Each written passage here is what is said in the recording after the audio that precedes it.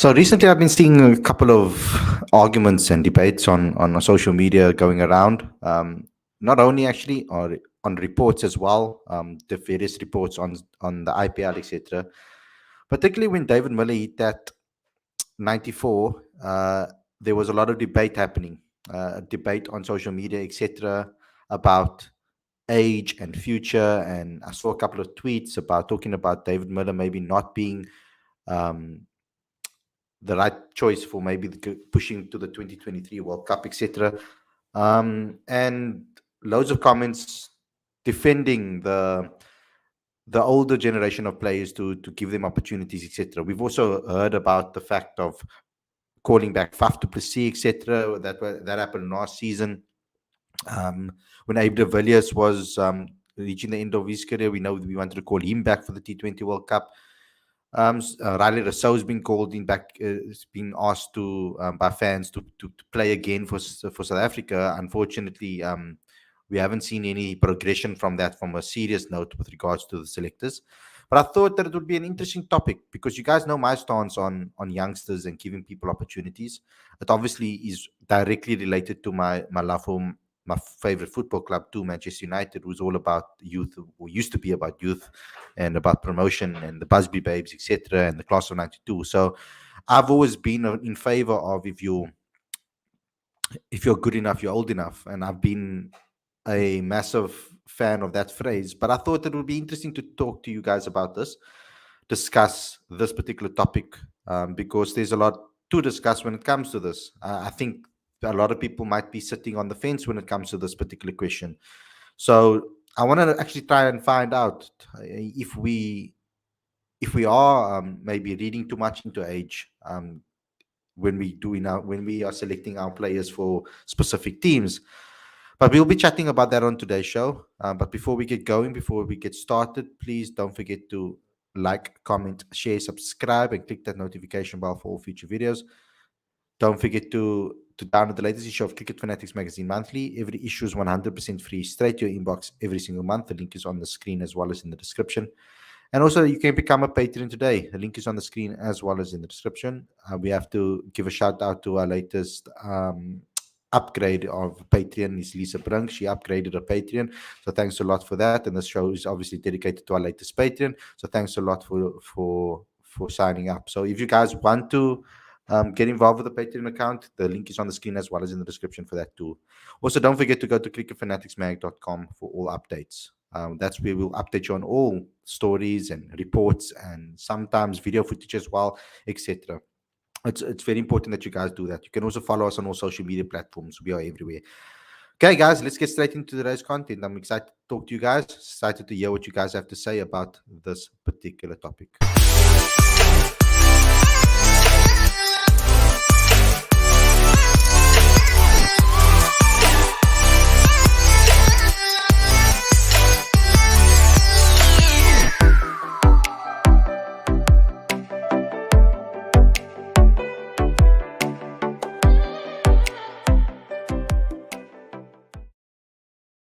Good evening, everybody, and welcome to Cricket Fanatics Magazine. This is your daily show. I'm your host, Khari Maiden, and this is a show where we talk about all the major talking points in South African cricket. Now, I've pulled out a particular question that I wanted to discuss. Now, as you guys would have known or might have picked up over the last 2 years that we've been doing this, is that I've always been pro giving youngsters opportunities in the team.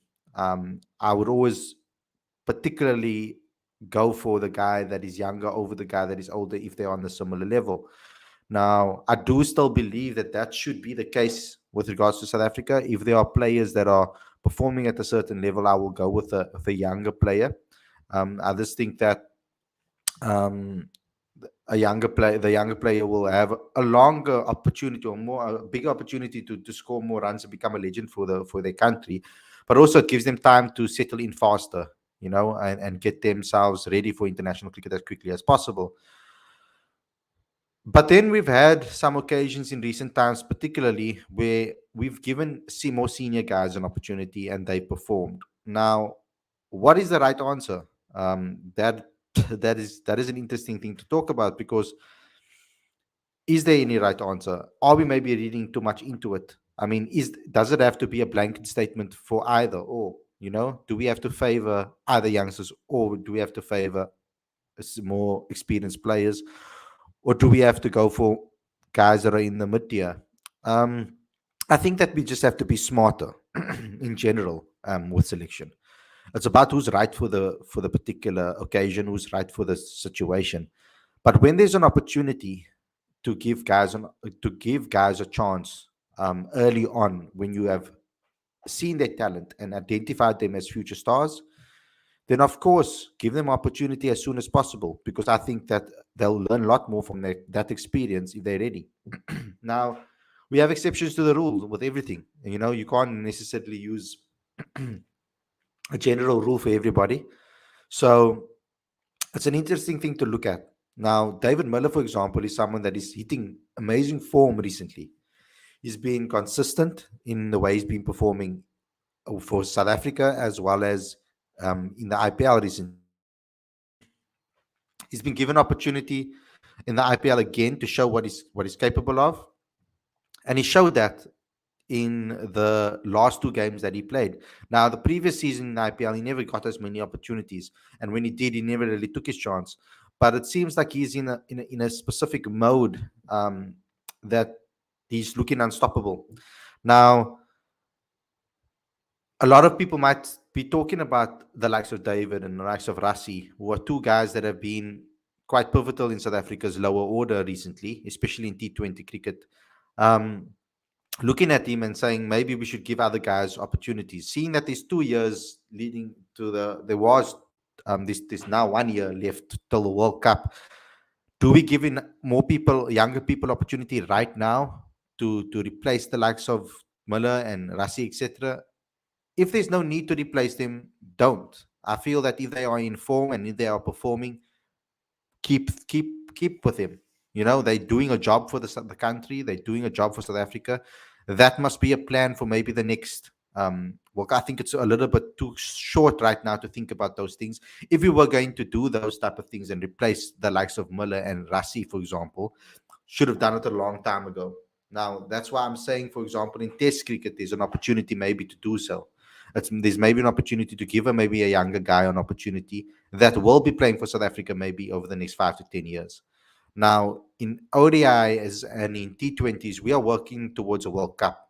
I think right now at this point where we are, I don't think changing things right now is a smart move. I think stick to what has been working for us recently, and add a couple of guys into the squad, into the mix.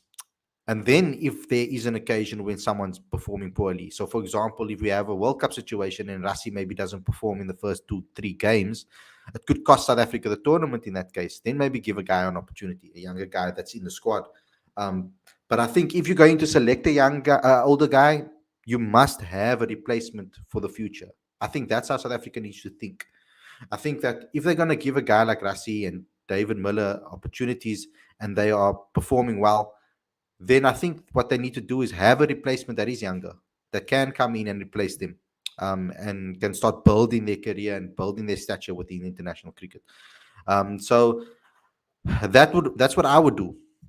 Now, there has been quite a fair bit of comment on this when it comes to David Miller's performance yesterday. Now, let me see if I can maybe just see what people are saying. A lot of people were obviously very praising Miller, and a lot of guys were also saying and that he's maybe underrated. I don't agree with maybe the underrated statement. I feel that David Miller is, in fact, is put on a pedestal more than anything else. I feel by fans. I think they know exactly what he's capable of. They know exactly what we want from him, and we expect a hell of a lot from him because we know how good he is. Now, has he always lived up to that? Maybe not, But for me, in recent times, like before, I was complaining. I was complaining before about David Miller's form, and I was complaining about the way he wasn't farming strikes, etc. And in situations where we could have maybe um, had a better opportunity of chasing down a score, or have had a better opportunity to set a high total, sometimes David would rotate the strike and give the show to the other players. But over the last year or so, I feel that he's changed.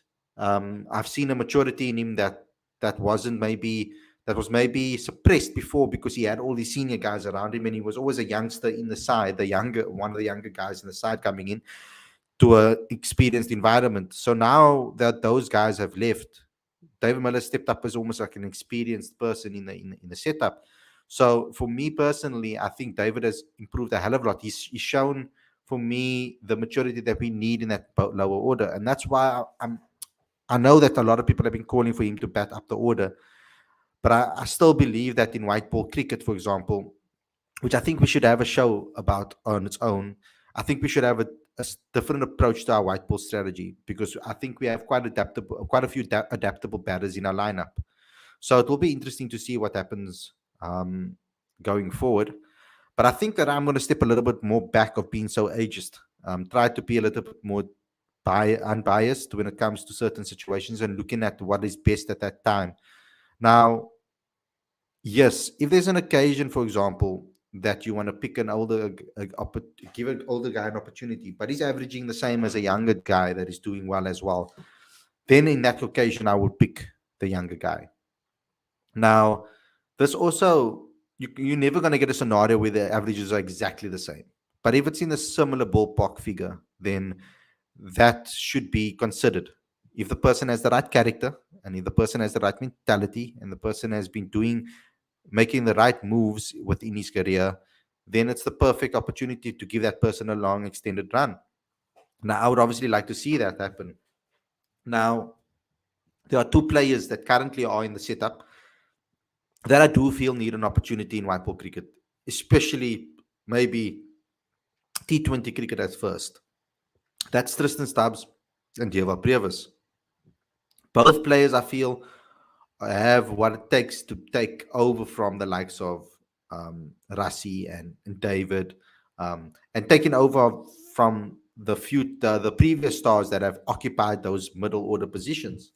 Now, Tristan has shown an excellent ability to finish off games and put his team into strong positions, even though when they're in trouble.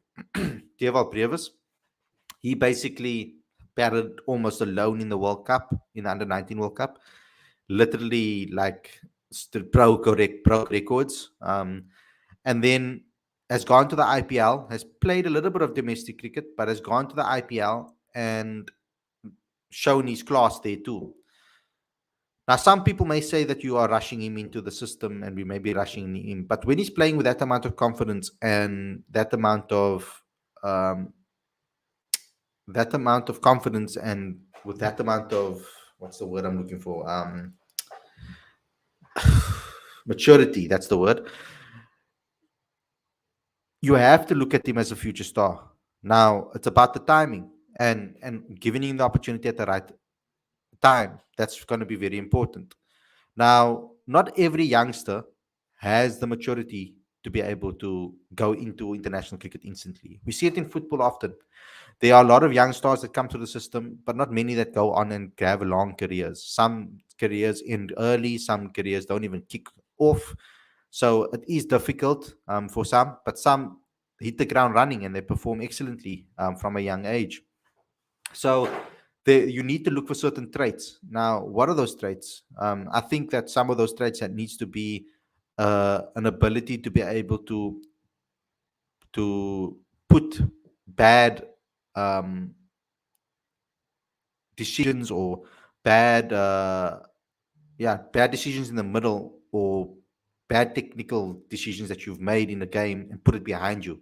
How quickly can you recover from bad situations? How quickly can you recover from loss? How quickly can you recover from not performing well? Now there are certain traits that you'll see. I'll use Dewald as an example. Dewald has shown that in the IPL. He's gotten beaten straight up and by playing a bad shot, maybe on off stump, or playing a straight drive that it's missed the ball completely, and he brushes it off, and in the following delivery, he hits 3 sixes in a row. So, like, that's the difference between like having that maturity and having that mentality and having that sturdiness to be, or and that calmness to be able to put what's gone bad behind you and focus on the next ball and the next ball and the next ball. And that takes a lot of maturity, and that takes a lot of effort and mentality and strength and all of those type of things. When you look at a guy like Calvarane, is another person that we can speak about. He was put in certain situations on a number of occasions, and he came out of it on top, and that shows maturity from a young age, because he was tested like that from a young, since he made his Cobra's debut. Ultimately, he was put in situations where his team was 4-5 down, and he had to come in and save the day, score a big 100, score a big half century, to make sure that his team gets a total that is respectable and defendable, or to take in white ball cricket, or he's done it too, where he's maybe scored a massive 100 to win a game for them, for his side, when his team was in trouble. So that's the sort of maturity that you want to look for in youngsters. And then you get maybe certain players that maybe crumble under the pressure. They Things are not going well for them, and they don't know how to get out of the rut. They struggle. They they actually spiral out of control in a way when it comes to that. And we need to look for certain traits. How do those players approach when things aren't going well for them? Because I think that's more important.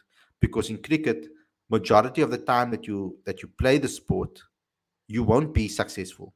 Like majority of the time, you will fail, and more times, a lot less times you will actually succeed. So that's why we see people with averages that are not even hitting the 50 mark or struggling to hit that 50 mark, because cricket is a type of game that you fail more than you succeed. Unfortunately, that is just the case with it. So you need to be able to survive in this sport. You need to be able to handle failure very well. You need to be able to handle shortcomings. You need to be able to handle certain situations of the way you are not the favorite. You need to be able to handle situations where you are the underdog and be able to come out on top. There's a lot of things that you need to be able to do. It's a game. It's a mind games. It's constantly playing. It's a game of the mind as well. You're trying to outsmart your opponent. You're trying to trick your opponent into maybe playing a shot if you're a bowler, or you're trying to trick the bowler into bowling into your arc or into your stronger area. You manipulate the field by placing balls into gaps and into areas of the field where they need to change the field around, and that manipulates the bowler into bowling a ball that you're actually looking for. So it's a lot of maturity, it's a lot of mental strength that this game needs, and we need to identify those things in our youngsters from an early age. You can actually identify these things about with regards to how they approach their things that they are weak at. Some sportsmen are maybe not as strong at academics, but what do they do? Do they fight through it, or do they give up? What is the trait in them? You need to look for certain traits in your players, and you can pick that up very easily. You can instantly see when someone is a winner, and when someone is someone that is just coasting through. You can instantly see that in the personality. You can see it basically in the first training session almost. So yeah, it's something that they need to look at with regards to young players. My thing on youngsters is that if they're good enough, they are old enough to play, and I think they should go with that mentality. But if there is an occasion like Rassi, like David, where they are performing still at the age that they are, then doesn't matter. You can look at a guy like Cristiano Ronaldo, for example, that is playing at the highest level still at the age of 37. Still one of the top goal scorers in the Premier League at the moment and in Europe. Yet he's 37 years old, coming towards the end of his career. So I've started to change my mind a lot on age wise, and thinking about being a little ageist, because I've seen it firsthand, been proven to me that certain players, doesn't matter how old you are. Andres Pirlo was one of the most successful midfielders that has ever lived, and he's played up to almost 40 years old or 40 years old. So it's interesting to see that. So athletes these days are a lot more, with all the sports science, with all the doctors, with all the support, with all the money out there. um, there's a lot more opportunities for older guys to continue their careers for much longer. I don't think that players are ending their careers as soon as they used to. So that mentality is also very important when you're rebuilding, because I feel that having a guy like Rassi, I think Rassi was a very, very good appointment, a very, very good selection because of his mentality. And I feel that his mentality suited the mentality and brand that South Africa wanted to play. That tough mentality, that tough mindset that Rassi does have. Doesn't get phased a lot by things. Um, doesn't necessarily always necessarily feel the pressure as much. He understands his game a lot. So for him to come into the system, it was to create some sturdiness in that middle order, and it made sense. It made sense to play him. And when the youngsters come around him, there's a lot they can learn of him. He's been an excellent soldier, particularly in actually in all formats. Even in Test cricket, even though I want to see a next person come in and us planning our Test championships a lot better, and thinking about the future in Test cricket, because it's a nice opportunity for a younger group of players to start together and build together and grow together. So that's why in Test cricket I would like to see that. But in ODIs, the World Cup's around the corner. We need to hunt that trophy. There's a T20 World Cup coming around the corner. We need to hunt that trophy. So I think at the moment it's about picking up best players that are available at the moment. And if there's a youngsters that are putting up their hands currently, give them opportunity to be in the squad and learn from the environment. There might be an occasion where one of those experienced guys are not performing, or they're a little bit off form and struggling for runs, and then you get to see a young Diego Brevis, or you get to see a Tristan Stubbs get an opportunity and play, or Diane Halim as an all-rounder, or Tony DeZorzi, whoever the case may be, get an opportunity and do well for South Africa and cement their place there for the next 5-10 years. That is a highly, highly, highly possible that people can do so. Okay, let's read some of your comments. Khalid, what is Corbin Bosch doing in the Rajasthan Royals management? I have no clue. I never even knew that was the case. Um, I'll actually try and ask him and see what he says. David Miller shows good maturity in the last 2 years. Yes, very true. Previously, he tries too much and loses his wicket. In recent days, he valued his wicket. That is what is needed, and that's true. Vivek, I think that's an excellent point. David is playing just like Kevin Peterson of 2010 T20 World Cup. If you don't pick him now, when he is having some confidence, cricket is a game of a team. Your form might be affected by your team members. Okay. I just hate the mentality in South Africa of saying a player is still young, even if he has the skills to play. Exactly. Just imagine in India that mentality about Tinduka. I agree with you 100% about this. I think that if the youngster is talented enough and he has the skills, like I said, if you're good enough, you're old enough. If he is showing the talent, and if he's showing the ability, and if he is showing the maturity to take on senior players like a Deovat is doing, like a Tristan Stubbs is doing, those guys are showing amazing ability. And if they're good enough, they should play. It doesn't matter what their age is. If you, and it's very important that we identify this talent early on and give them an opportunity to play within the SIA setup, to play within the being inside the camps. Like I liked it when they were bringing, like Matthew Brzezinski was in the camp and he was learning from the people. He wasn't playing, but he was going to nest sessions. He was playing against KG in the nets, etc., and all of those guys. And it gives you a lot of experience. It gives you a lot of insight into how these players think internationally, because it's very good for them to prepare so they know the standard. So if you're given a youngster an opportunity early on, he knows the standard. And if he doesn't get an opportunity to play, at least he can go back to domestic cricket and he knows the standard he needs to reach. It gives him a little bit of you could say, a head start to get himself on the right track to become that player. Tariq saying that pick the youngsters, identify talent early and manage their workload. I 100% agree with that. It's all about fitness of a player and dedication. Sad to see a player like AB retire so early. As a fan, always want to see the best of players for his country. Look at Faf, no point to retire early. Exactly. So I think that what I need to do, and maybe what we need to do as a fan base, is take every single situation as on merit. I think we don't do that enough.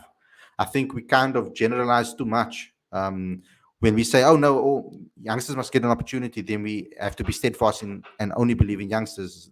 That isn't the case. Like, um, age isn't always the occasion, and I fell for it, guys. And I'm admitting it to you guys now. I fell for it. I fell for that. Oh no, he's too old. He shouldn't play. Oh no, da, da, da, da, da, and all of those type of things. I've kind of shifted my brain towards doing those type of things because I've seen how top elite coaches and in other sports as well, how they operate and how they think. Certain people can go on forever. I know maybe it's something like the WWE is fake, and we understand that.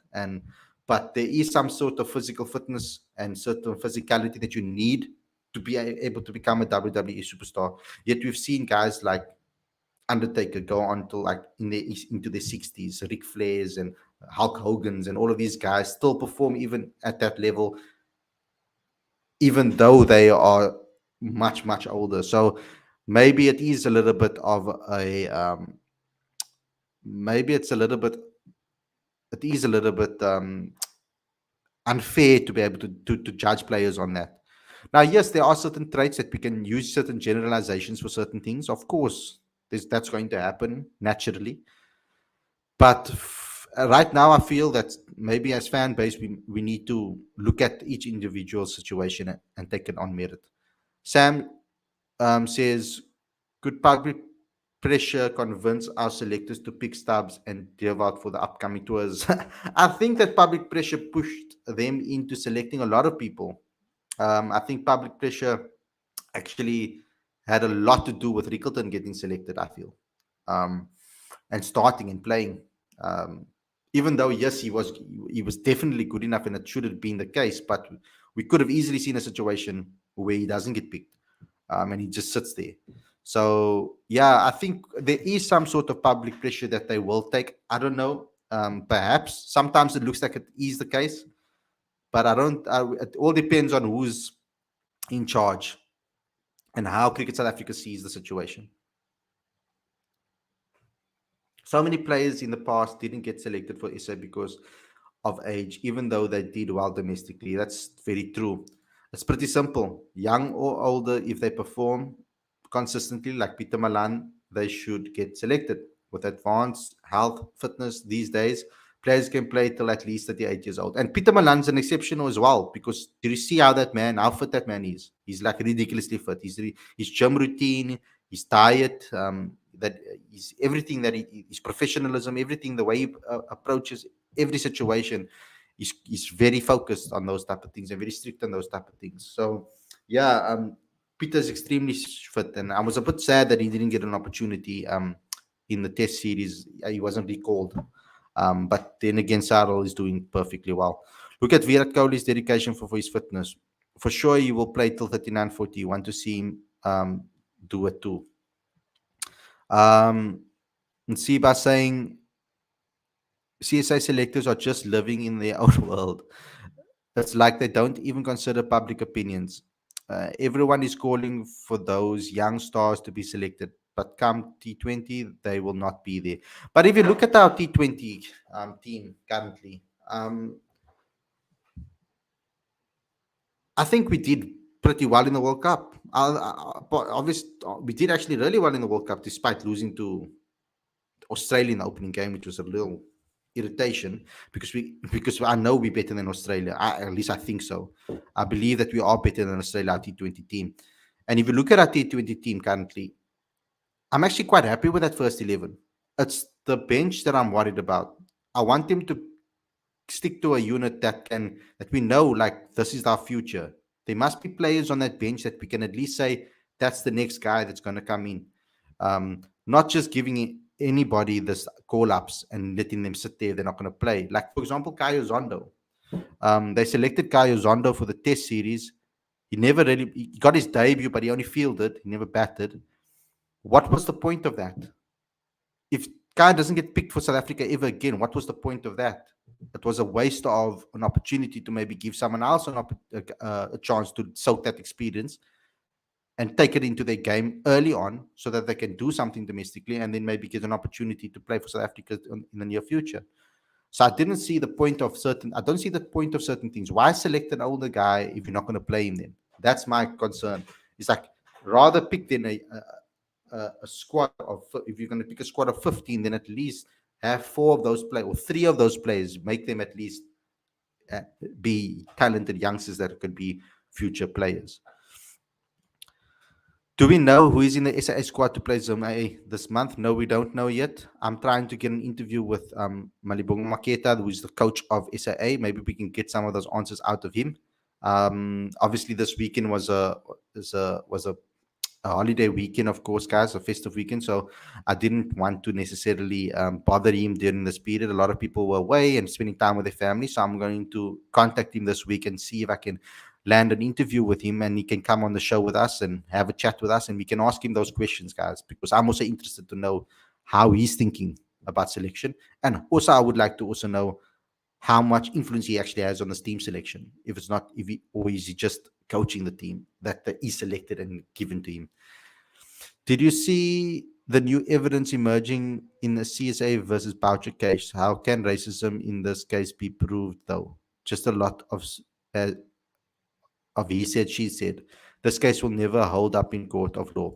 We will have to wait and see what happens. I don't want to do any commenting on speculation right now. I want to see what is happening with the hearing and then look at the evidence and then make an effort. Because once I say something online here, it can never really be taken back.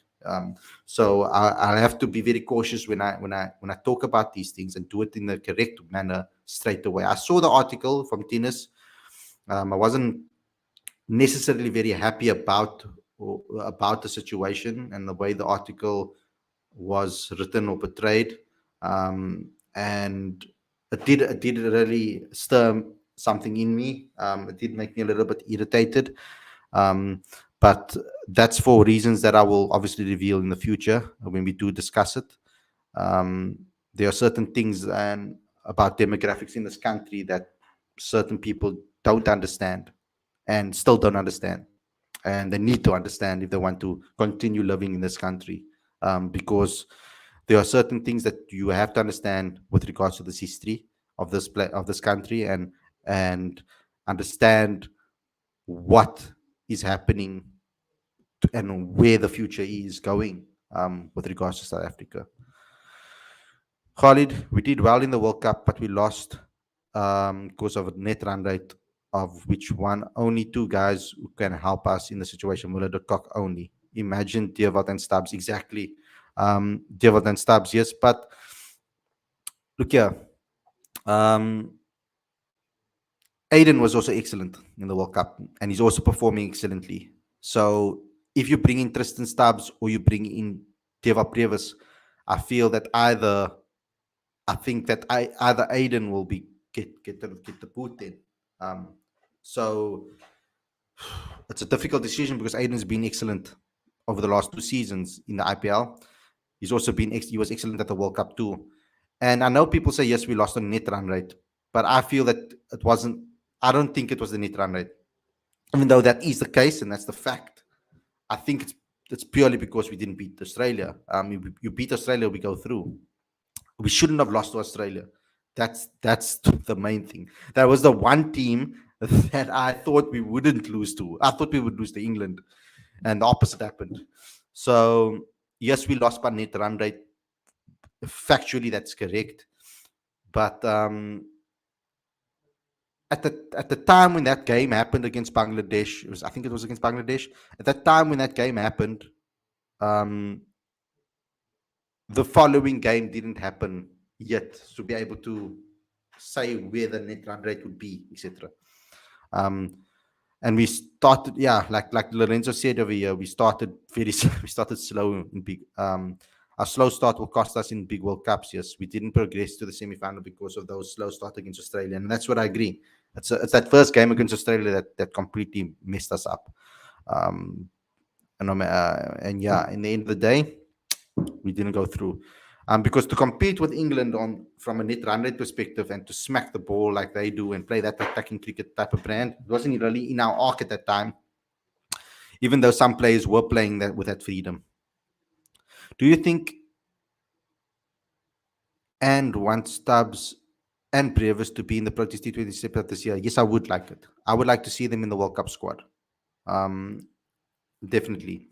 I think that Tristan Stubbs should be Miller's backup as a finisher, and I think that Dewald Brevis should be that number three replacement as a backup, other three or four as a backup for whoever's there in that position. That's what I think, because we can really see a future for both of these players in the national side. What they are offering is what we've been looking for so many years. So it will be good to see both of them in the side.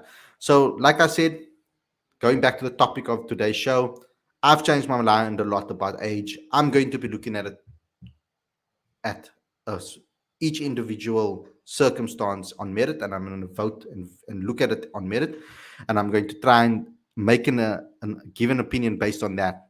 I'm going to stop giving generalizations to back up my opinions and my points.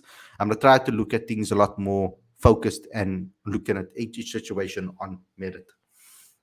Can we maybe see Brevis only focus on limited over formats? Youngsters today grow up loving T20 cricket. It's possible. I mean, I do think that Brevis will first play for South Africa in T20s and in ODIs first before he does get a test call up, because he hasn't played any 4-day cricket. We have no clue how Dewald Brevis will be in a 4-day arena. Like, we don't really know. So it's not like he's played a whole host of games in domestic cricket, in 4-day cricket. He hasn't. He's been making headlines in the white ball arena, the World Cup, of course. But when I speaking to Shukri, he said that especially with a top order batter, he says playing ODI cricket gives them enough education about what they need to do when it comes to playing long innings, because of course you play longer innings, etc. Test cricket, so you need to spend time at the crease. And he does feel that for a guy like Dewald Brevis, for example, and a guy maybe that is batting up the order, ODI cricket teaches them enough to be able to understand and learn what it takes to bat it for long innings. Now, Dewald hasn't played any 4-day cricket yet, so we'll first have to wait and see how he will obviously how he'll fare in 4-day cricket, because it's easy for us to just say that the boy has talent, but I think that 4-day cricket, red ball cricket, is a whole different ball game altogether. I think that we need to see him in T20 cricket and ODI cricket. There's space for them in there to really knock on the door as the next player. The Cock and Brevis to open in T20. I wouldn't open with Brevis, to be honest. I would like to see Brevis in the 3-4 position. We've been lacking a person that can play like he does in that position for a very long time, and I think that they should. I think Janneman and Quinton is a very good explosive opening pair. I think 3 could be Brevis and 4 could be Aiden Markram in the future,